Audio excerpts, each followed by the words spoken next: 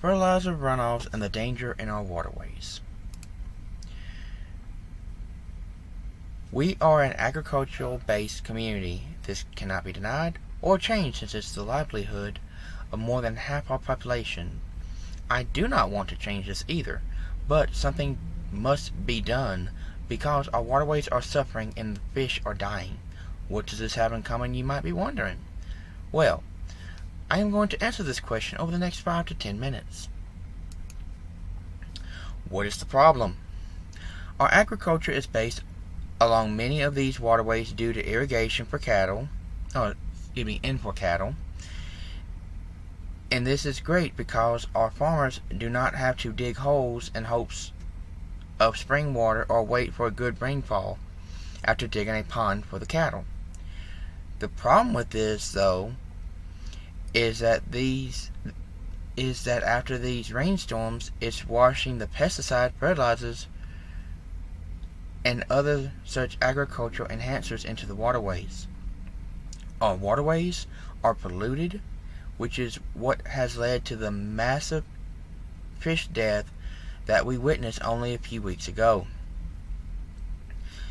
This was not to be unexpected, as the increase in pesticides and fertilizers have gone up the last few years as locusts have been coming in strong and the land becoming depleted of many nutrients, even with cycling the crops.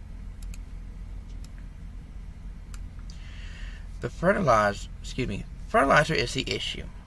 The fertilizers are creating something called agricultural runoff, and the local marine biologists have found evidence of this within our waterways. The thing is, not only are the fish getting sick and dying, but it will not be long until it moves to human populations and enters our own water systems. A relevant statistic to be aware of here is that 80% of marine pollution happens because of activities on land. Marsh, James, what is agricultural runoff and how is it harming our waters? Environment 2020. This means that our runoff has been harming the waters for a long time. The thing is that now they believe that runoff is causing the red plague that we witnessed not but a few weeks ago. Runoff. Now, you might be asking yourselves, what does this have to do with agriculture? Runoff happens when the water from rain, melted snow, or irrigation does not sink into the soil for proper absorption. Instead, it moves over the ground, picking up natural and artificial pollutants along the way. Marsh Jane, what is agricultural runoff and how is it harming our waters? Environment 2020. As you might have noticed, we had heavy snowfall and a long rainy season, which might be to blame for why it was so much worse this year than preceding years. More than just fertilizer. Now, you might be wondering, what toxin that we use caused this, as I've been referring to both pesticides and fertilizers as the prevailing issue? Well, the answer is simple. It is, in large part, fertilizer to blame, but pesticides are not to be ignored either. The toxins within pesticides and fertilizers are designed to kill off or produce better environment for plant growth.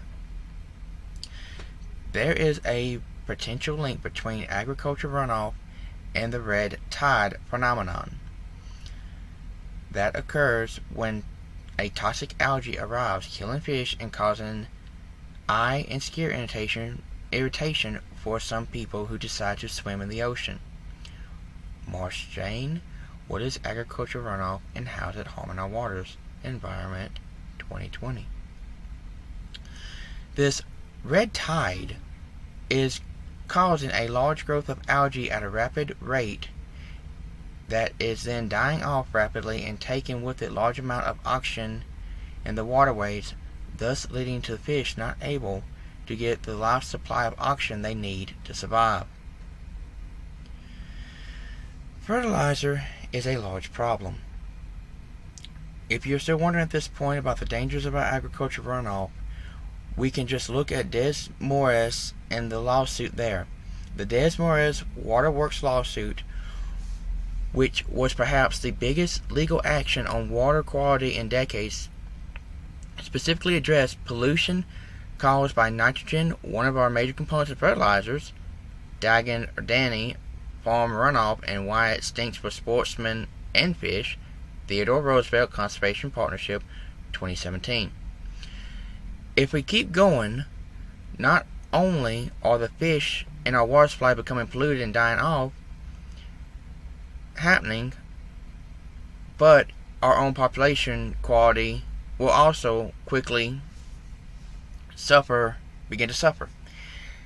This is also affecting cities' coffers with the expenses needed to cleanse the waterways. In 2016, the Environmental Protection Agency released a memo renewing a single call to action reducing nutrient pollution. Why? Because it remains one of the greatest challenges to our nation's water quality and presents a growing threat to public health and local economies. In other words, nutrient pollution makes our water toxic to drink and costs communities millions of dollars to treat. Dagon Danny, farm runoff, and why it stinks for sportsmen and fish. Theodore Roosevelt Conservation Partnership, 2017.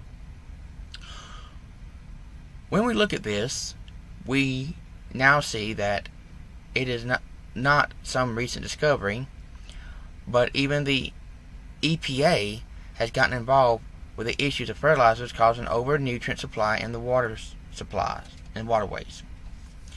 Over nutrients equals pollution.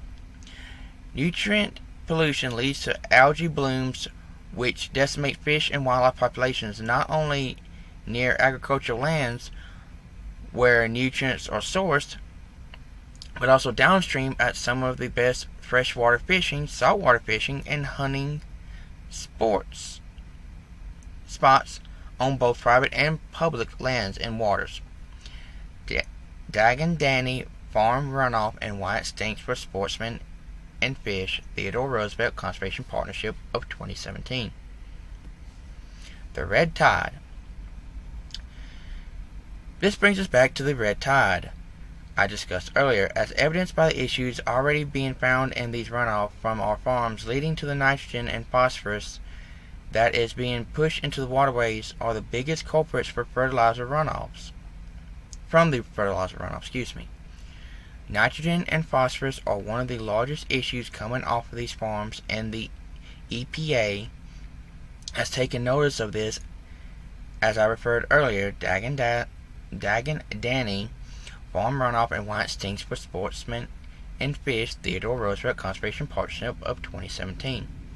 I believe we need to do something about runoff coming into our waterways to help prevent the incoming issues of more fish deaths and our own people getting sick. The cycle. The image to the right shows the cycle being created and how it all links together, creating the issue leading to the death of thousands of fish in the waterways and the overgrowth of algae. In conclusion, I want to thank City Council for their time and hope we can come to a conclusion that benefits us and the nature we live in.